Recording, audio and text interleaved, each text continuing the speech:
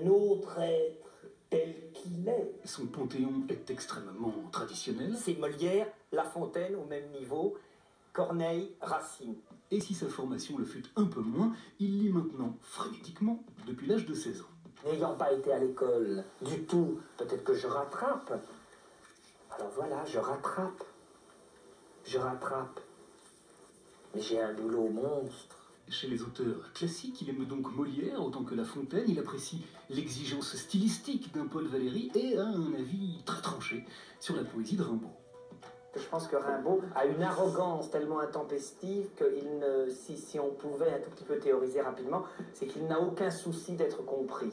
Car pour lui, lire n'est pas une activité qui va de soi. Il faut aller extrêmement bien pour lire.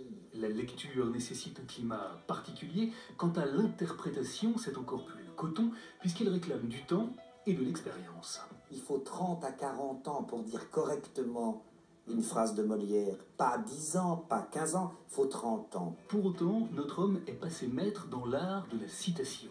Il aime rester caché derrière les mots des autres et l'assume parfaitement.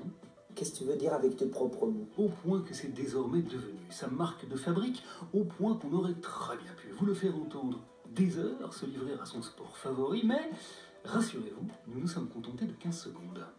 C'est ce texte de Valéry. Il y a une phrase de Valéry. Nietzsche dit une phrase magnifique. Il y a une phrase de Sioran. Ça nous fait penser à la phrase de Rimbaud. Il y a une phrase dans Beckett. Comme dit La Fontaine, comme disait Montaigne. Comme dirait Nietzsche, on ne tue pas par la colère, mais on peut tuer par le rire. Cependant, Fabrice Lucchini ne se contente pas de petits morceaux de phrases, pas plus que les auteurs classiques. Il aime aussi des écrivains plus contemporains et prête volontiers sa voix à Yasmina Reza ou à Florian Zeller. La langue de Zeller, l'efficacité, la drôlerie, c'est un plaisir infini. Il s'est fait une spécialité de lire sur scène des œuvres du début à la fin. Docteur, faut que je vous dise, parce que vous êtes médecin, c'est un petit saligot.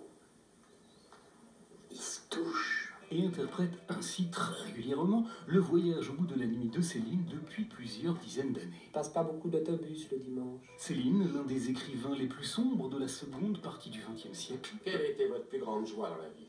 Ben mon Dieu, je dois vous avouer que je n'en ai pas beaucoup. Un génie de la phrase, certes un créateur de style. C'est rare un style, monsieur.